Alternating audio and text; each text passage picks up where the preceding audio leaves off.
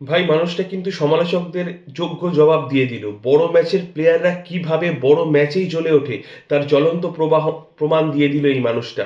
বিরাট কোহলিকে নতুন করে প্রমাণ কিছু করার নেই, ক্রিকেটের সে লেজেন্ড ছিল, এখনও আছে, ইন ফিউচার যদি আর না রানও পায় সে কিন্তু লেজেন্ডই থাকবে, তাকে কিং কোহলি নামেই অভিহিত করা হবে।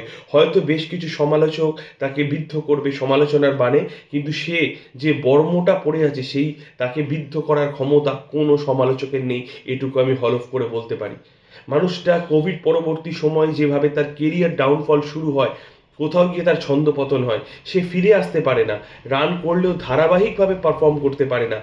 এই একটা যে তার গ্যাপ তৈরি হয়েছিল, কোথাও গিয়ে সেই বড় ম্যাচের প্লেয়াররা বড় ম্যাচেই জ্বলে ওঠে।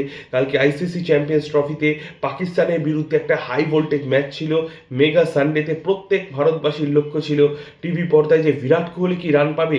মানুষটা কিন্তু রান করে দেখিয়ে দিল। কেন তাকে চেস মাস্টার বলা হয়, কি বিভৎস সব শট সিলেকশন, সেই যেন আমরা আগের কোহলিকে ফিরে পেলাম। এবং বড় ম্যাচের প্লেয়াররা কতটা টেম্পারমেন্ট রেখে ম্যাচটাকে শীতল মস্তিষ্কে বার করতে পারে তার জ্বলন্ত উদাহরণ আমরা কিন্তু প্রত্যক্ষ করলাম। এরপরে বিরাট কোহলির এবিলিটি নিয়ে আমার মনে হয় যে বা যারা কোনো প্রশ্নচিহ্ন থাকবে তারা ক্রিকেট সম্পর্কে কতটা ওয়াকিবহল, আমি তাদের এগেনস্টে একটা বড় প্রশ্নচিহ্ন রাখলাম।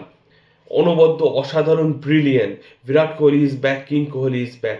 অনবদ্য সেঞ্চুরি, ওডিআই ক্রিকেটে মাত্র এত কম সময়ে 14,000 রান কমপ্লিট করা, এবং পাশাপাশি 51টা ওয়ানডে সেঞ্চুরি কমপ্লিট করা, it's not a matter of joke. এবং সেটা যদি কেউ করতে পারে বিরাট কোহলি পারবে। আগামী দিনে হয়তো এই রেকর্ড কেউ ভাঙতেও পারে, আবার নাও ভাঙতে পারে, কিন্তু এখন শুধু সেলিব্রেশন টাইম। বিরাট কোহলি, জয় হিন্দ।